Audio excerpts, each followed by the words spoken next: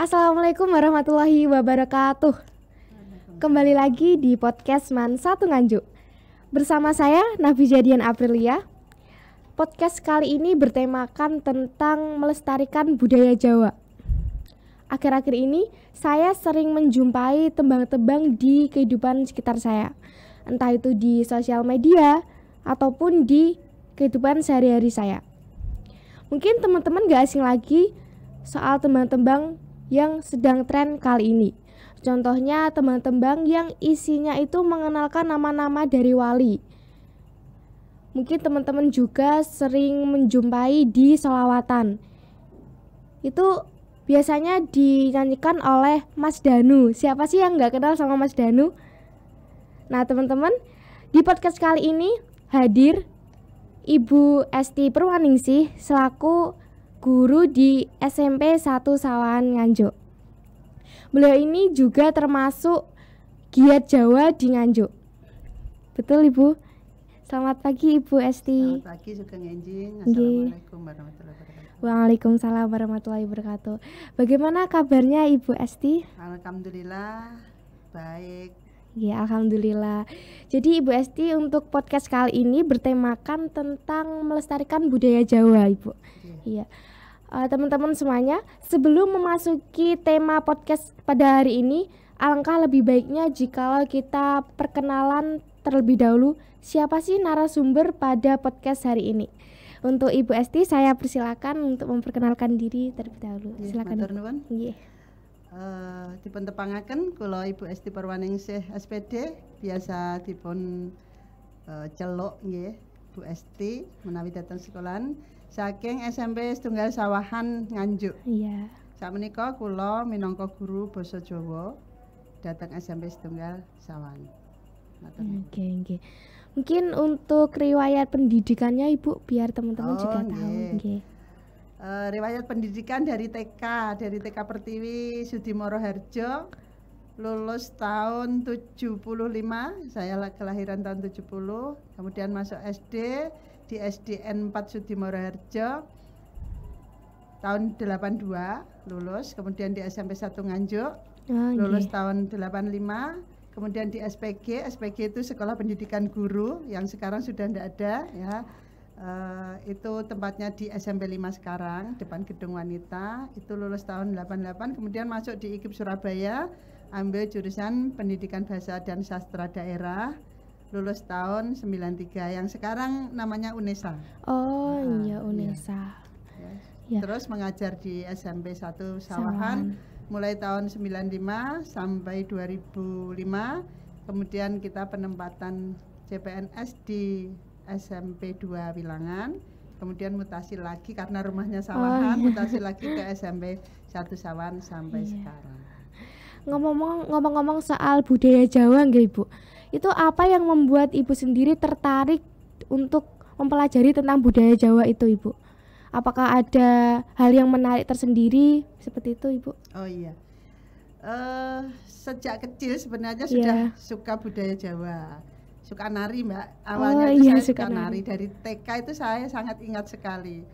Nah kemudian di SD belajar nari, SMP ekstrakurikuler ikut nari, SPG juga nari wajib. Kemudian pada waktu kuliah karena kita ambil bahasa Jawa ya otomatis yang berhubungan dengan bahasa Jawa itu yang kita ikuti. Jadi untuk ketertarikan tuh sebenarnya mungkin begini ya, peluang, lebih banyak ke peluang dulu.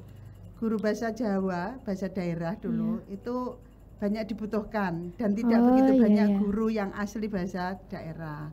Pada waktu kita mau ambil mapel ya, mata kuliah yang kita ambil, maksud saya jurusan waktu itu kita bingung mau ambil apa. Nah saya pengennya mengajar di SPG lagi. Nah, di SPG lagi dan di situ ada peluang untuk ambil jurusan bahasa daerah. Nah, kemudian saya ambil, ternyata diterima di IKIP Negeri Surabaya. Dan disitulah saya mulai menggeluti sedikit demi sedikit bagaimana budaya Jawa, bahasanya juga, mulai dari situ sampai sekarang sampai kita mampu untuk menyumbangkan apa ya pikiran atau ya sekedar kita sumbangsih apa ide atau apa. Yang penting kita mengembangkan, melestarikan. Jangan sampai budaya Jawa menjadi diakui oleh negara lain seperti yang pernah dulu. Pernah ada juga yang istilahnya reog Ponorogo diakui oleh negara lain dan sebagainya. Yang dikhawatirkan itu jangan sampai generasi muda nanti tidak mengenal budaya Jawa. Jadi untuk reog Ponorogo itu pernah ya Ibu diakui budaya lain? Iya begitu? Pernah. Oh ya, iya pernah seperti itu dulu. Tapi ya karena memang tidak bisa membuktikan bahwa memang itu budaya asli Jawa. Indonesia, terutama Ponorogo ya. Untuk budaya Jawa sendiri itu mirisnya anak-anak zaman sekarang itu mungkin banyak yang tidak tertarik Ibu. Padahal kan budaya Jawa itu menurut saya sendiri itu contoh kecilnya tembang macopat. Itu kan di dalamnya itu menarik sekali karena memang ada berbagai macamnya ya Ibu ya. Iya. Jadi menurut saya anak-anak zaman sekarang itu nggak seharusnya bilang kalau budaya Jawa itu nggak menarik. Terus zaman dulu gitu loh Bu. Padahal kan menarik sekali ya Ibu untuk dipelajari ya. Mungkin anak-anak sekarang kurang memahami bagaimana dulu itu lahirnya mocopat itu siapa yang membawakan. Mungkin itu karena dari tembang mocopat itu kan banyak, salah satunya dari Sunan Wali itu Sunan itu Bu. Seperti Sunan Kalijogo itu juga beliau istilahnya menciptakan tembang mocopat Dandang Bulo. Kemudian Sunan Giri juga ada sinom dan sebagainya. Jadi mungkin mereka kurang memahami atau belum memahami itu. Saya yakin kalau ada yang tertarik kemudian dia betul-betul ingin mendalami pastilah. Sekarang yang saya dengar sholawat-sholawat itu kan pakai tembang juga. Iya Ibu yang banyak seperti di medsos lain itu kan banyak anak-anak yang menyebutkan Sunan Ampel itu siapa, Raden Rahmat dan sebagainya kan itu dinyanyikan dalam bentuk tembang. Itu menarik juga lah, anak-anak kecil banyak yang suka, yang saya lihat kemarin itu saya sempat di salah satu medsos itu ada. Dan menariknya tembang mocopat itu begini Mbak. Gimana Ibu? Tembang mocopat itu kan ada 11 ya? Iya, macamnya 11. Nah, itu semuanya ada unsur filosofinya. Oh, ada unsurnya. Ada unsur filosofinya. Jadi filosofinya itu perputaran dari manusia mulai lahir sampai meninggal kembali. Meninggal. Jadi istilahnya seperti siklus kehidupan manusia. Jadi memang sulit dipelajari bagi yang tidak paham, tapi bagi yang paham dan mau untuk mempelajari tidak susah, gampang. Hanya kadangkala memang anak sekarang tuh males, mungkin yang suka campur sari atau apa yang yang notabene ada hiburan yang menarik, bisa joget dan sebagainya. Kalau tembang mocopat kan sepertinya monoton, tidak bisa untuk dijogetin atau bagaimana kan gitu. Itu saya baca-baca lagi, kemarin kan saya di MTS SD itu kan diajarkan tentang Jawa ya Bu. Pastinya ada tembang macopat. Nah itu saya baca-baca itu ternyata ada seperti guru gotronya, guru bilangan gitu Ibu. Itu tata cara kita mempelajari itu harus mengenal itu dulu. Istilahnya paugeran atau patokan, pedoman dalam membuat mocopat atau menembangkan, istilahnya membawakan tembang mocopat, nembang mocopat. Nah itu aturannya begini Mbak. Tembang mocopat itu ada 3 guru gotro, guru wilangan, guru lagu. Guru gotro itu kan baris atau larik. Jadi jumlah dari baris atau larik dalam satu tembang, satu podo tembang. Podo itu bait.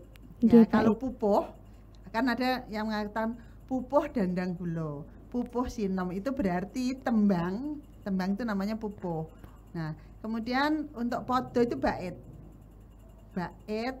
atau apa ya, paragraf, istilah lain paragraf. Iya, paragraf. Dalam satu podo tembang itu ada beberapa gotro. Misalkan contoh ya, tembang pucung, contoh kita hitung saja. Ngilmu iku kalakone kanthi laku. Oh nggih. Lekase lawan kas, tegese kas nyantosani, setya budya pangekese dur angkara. Berarti ada empat gotro, 4 baris. Iya. Nah kita hitung dari atas sampai bawah. Kemudian untuk guru wilangan itu berarti jumlah suku kata cacahing wando. Wando itu suku kata. Itu diucapkan per kecap. Contoh tadi ngilmu iku berarti ngil itu diucapkan satu. Anggap saja itu wilangan kasiji kapisan. Ngilmu iku kalakone kanthi laku 12. Jumlah suku kata cacahing wandane ana 12. Nggih. Gotro kapisan. Gotro kaloro lekase lawan kas 6 jumlah wandane. Tegese kas nyantosani 8. Setya budya pangekese dur angkara 12. Jadi 12, 6, 8, 12. Itu guru wilangane. Kemudian guru lagune tibaning swara, ada yang menyatakan dong dinging swara. Tibaning swara ing pungkasaning gotra. Di akhir baris itu ucapan vokal a i u e o nya itu tiba a apa I, apa U, apa E, apa O. Iya. Nah, contohnya yang tembang pucung yang pertama tadi jumlahnya 12, tiba U. Tiba U dari mana? Dari vokal akhir yang kita ucapkan U. Ngilmu iku kalakone kanthi laku. Laku itu berarti pakai U gitu ya, Bu. Nah, terus lekase lawan kas. Kas tiba A. Berarti 6A. 6A. Terus tegese kas nyantosani. Nyantosani tiba I. Setya budya pangegese dur angkara tiba A. Dur angkara pakai A. Ya. Kenapa pakai A? Bahasa Jawa itu hampir semuanya yang tulisannya A itu diucapkan O, mengo, O mengo. Jadi bukan A dibaca A.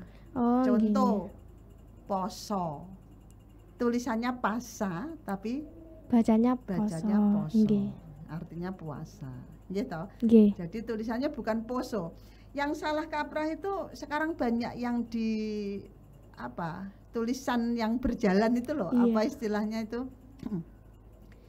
Di lagu-lagu campursari terutama itu apa ucapannya, misalnya rondo kempling gitu, tulisannya rondo, padahal itu nanti bisa keliru dengan tulisan rondo.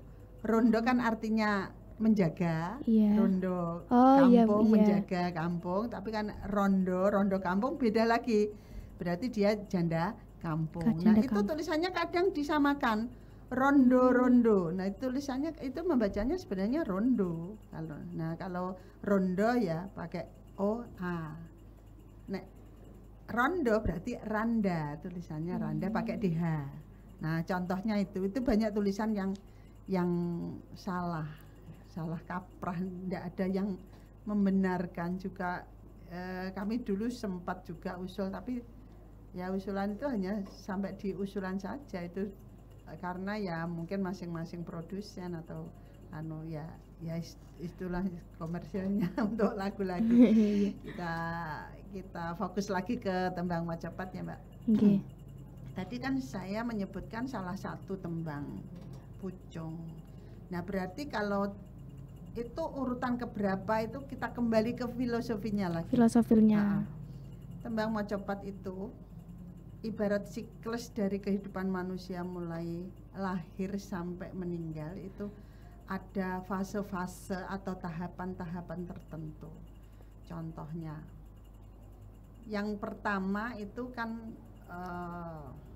ada beberapa versi ya Mbak. Yeah. Jadi Mas Kumambang, ada yang menyatakan bahwa Mas Kumambang itu nomor satu, urutan nomor satu, karena dia ketika janin yang ada di dalam rahim seorang ibu kemambang di dalam air ketuban, isih ngambang. Nah, ada yang menyatakan seperti itu.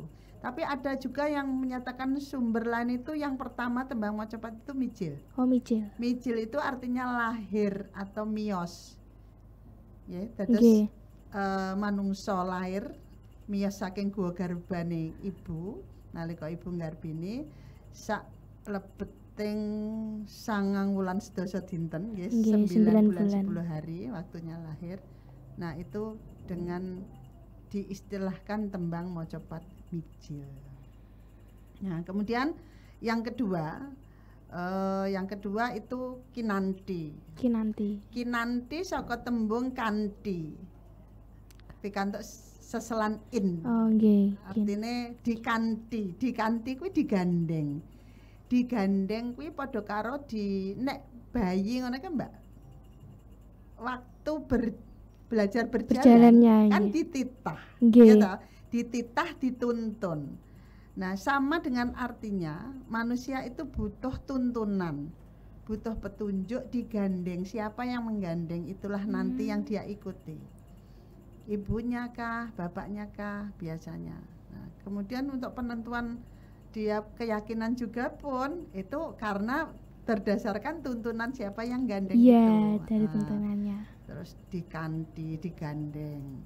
Terus lagi, tadi Mas Kumambang ada juga yang menyampaikan bahwa itu urutan nomor 2. Nomor 2. Ditimang, ketika bayi lahir isih ditimang, dikudang, digendongi ngalor ngidul. Nah, jadi ada 2 versi. Saya tidak bisa menyatakan oh yang betul yang pertama mijil, kedua Mas Kumambang. Oh yang pertama Mas Kumambang, yang kedua mijil. Saya tidak bisa karena itu sumbernya banyak. Ya, dan itu juga sumbernya semuanya dari orang-orang pakar-pakar itu yang mungkin dengan alasan pribadi atau bagaimana ya.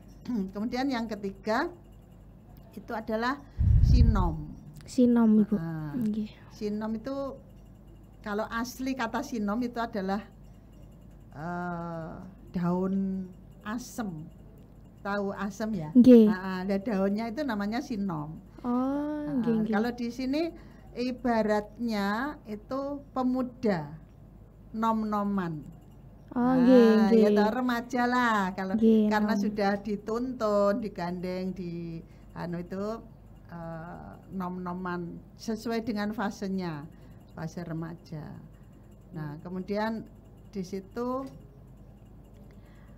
seiring berjalannya waktu, namanya anak muda, ada Mbak, semacam ya sesuai dengan usia ya. Ya, usia. Mulai mengenal lawan jenis, fase remaja, terus mengenal cinta, mulai dari anak SMP saja sudah mulai mengenal cinta, katanya cinta monyet ya toh. Iya, Ibu. Nah, itu ada kata ya, asmara dono. Asmara dono itu asal kata dari asmara dan dahana. Dahana itu artinya api. Nah, dalam bahasa Jawa. Jadi asmara dahana disingkat asmara dono itu artinya api asmara. Nah, mulai remaja itu ya mulai mengenal cinta, menyayangi temannya yang lain, entah itu nanti kelanjutannya enggak tahu tapi sesuai dengan perasaan batinnya, ya toh. Iya, Ibu. Nah, setelah itu setelah sinom kemudian asmarandono mengenal ada tembang dandang gulo. Dandang gulo, Ibu. Dandang itu hitam. Oh, nggih. Burung gagak itu dikatakan juga manuk dandang. Rupane ireng. Gitu. Nah, terus gula iku manis. Nek guyonane Mas yo ireng tapi manis. Oh, hitam manis ngoten nggih, Bu. Sebenarnya bukan itu ya. Ibaratnya kalau orang lagi jatuh cinta, kasmaran, isine mung manis-manis tok. Enggak ada yang sing elek kene, wis apik kabeh wis.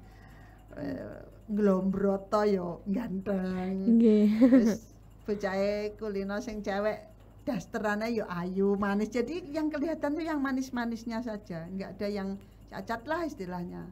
Nah, tapi setelah itu orang tua sudah mulai tahu, misalkan ada hubungan percintaan dari Asmarandono tadi, ada tembang itu namanya gambuh. Gambuh itu bahasa Jawanya jumbuh. Jumbuh kuwi wis cocok. Karena keduanya sudah cocok, akhirnya dijodohkan antara orang tua dengan orang tua, sudah sama-sama cocok. Ya sudah, lanjut.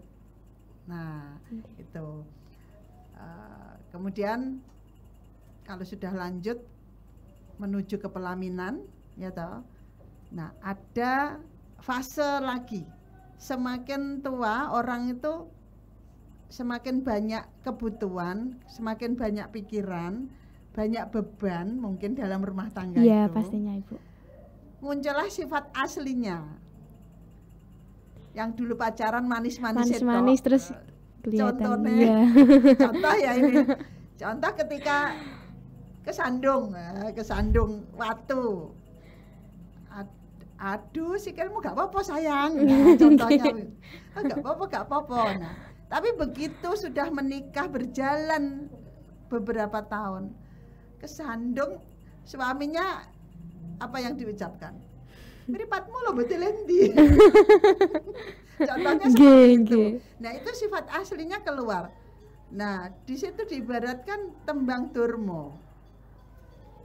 Durmo itu karena wataknya galak, sereng, suatu saat tiba-tiba bisa marah.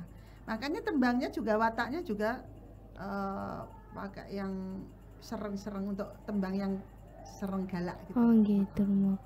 Nah, itu kan sudah semakin tua, mungkin kena darah tinggi atau bagaimana, wis sing ketok kereng etoknya. Kemudian perjalanan waktu, entah kalau umur manusia kita tidak tahu ya. Kadangkala bisa sampai fase itu, kadangkala tidak. Tapi setelah dalam fase itu melampaui itu, suatu saat wis tua, loro-loronen gitu. Nah, tibalah dia berpulang, dipanggil Yang Maha Kuasa. Di situ ada tembang Megatruh. Megatruh itu artinya pegat roh ya. Megat roh. Jadi oncat nyawane, bisa dengan raganya. Artinya apa? Artinya kan mati. Ya karena pegatan roh itu tadi. Nah, kalau sudah mati, diapakan orang? Dikafani toh. Dikafani, dipocong. Nah, ada tembang yang namanya pucung. Nah, pucung itu istilahnya di situ adalah dikafani atau dipocong tadi. Nah, setelah dipocong, kemudian akhirnya dia diberangkatkan di rumah masa depan. Rumah masa depan sarean, kuburan itu makam. Nah, itu tembangnya apa? Pangkur. Tembang pangkur. Pangkur itu istilahnya wis mungkur berarti sudah selesai. Mungkur tanggung jawab ana ing donya, kari tanggung jawab ana ing akhirat. Nah, itu istilahnya. Jadi filosofinya tembang Mojopat itu kalau diringkas seperti itu.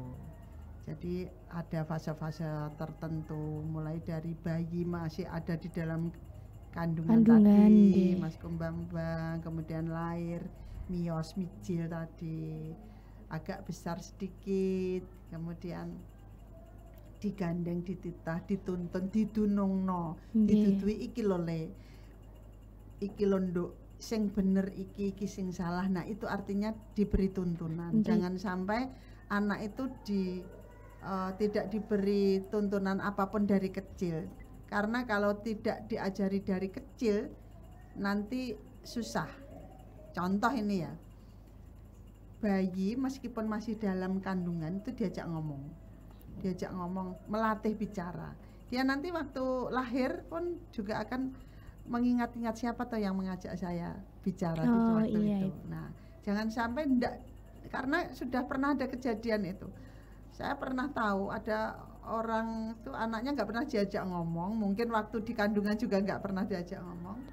Begitu lahir, setahun 2 tahun nggak bisa ngomong, diaru-ari mbak putrane lu dijak ngomong.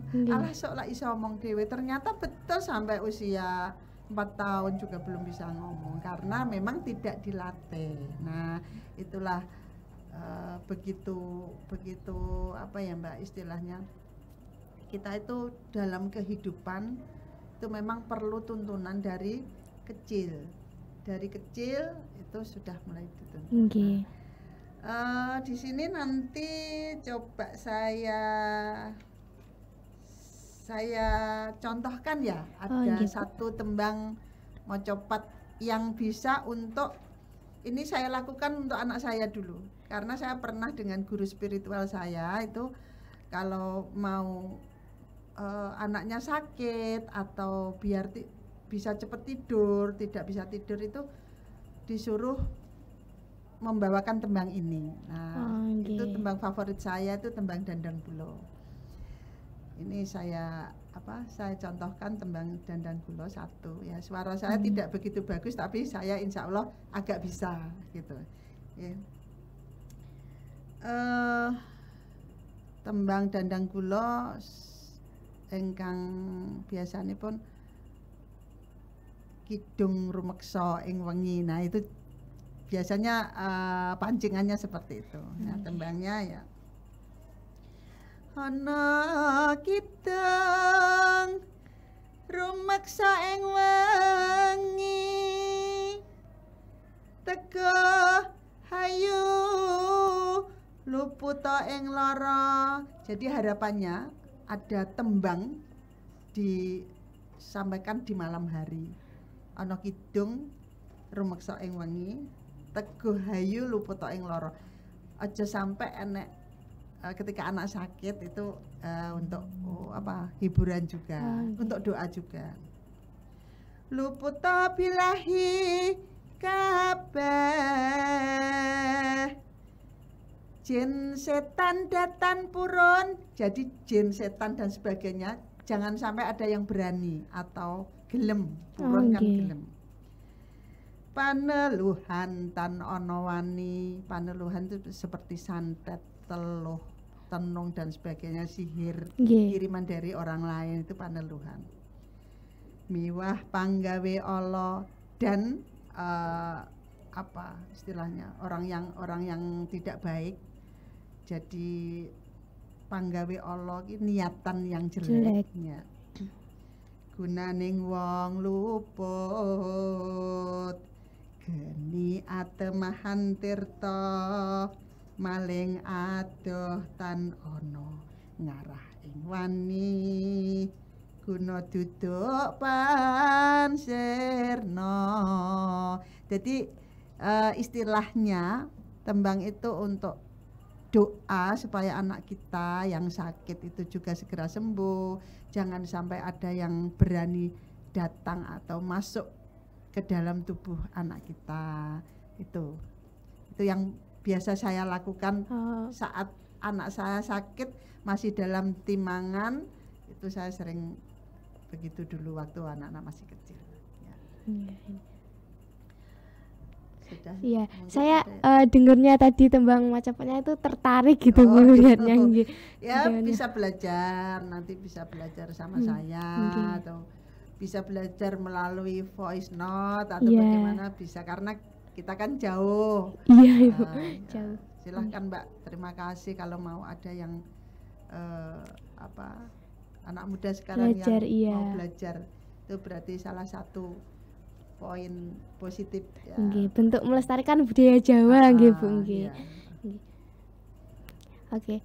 Sekian tadi Ibu tentang penjelasan dari podcast yang bertemakan budaya Jawa tadi, melestarikan tadi Ibu.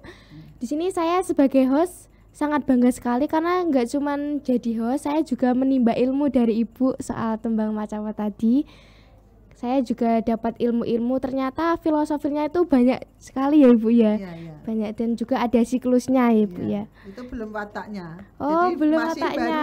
baru sedikit sekali itu tadi untuk baru istilahnya urutan tembang Mojopat saja ya. Oh, jadi watak-wataknya juga banyak. Masing-masing tembang itu tidak sama antara tembang satu dan satunya. Dipakai untuk apa itu juga masih ada banyak ya Bu ya. Oke. Baik, sekian tadi tentang pembahasan kita kali ini di podcast yang bertemakan melestarikan budaya Jawa. Saya ucapkan terima kasih kepada Ibu Esti karena sudah meluangkan waktunya. Terima kasih Ibu. Sekian, saya Nafisa Dian Aprilia pamit undur diri. See you next podcast. Wassalamualaikum warahmatullahi wabarakatuh.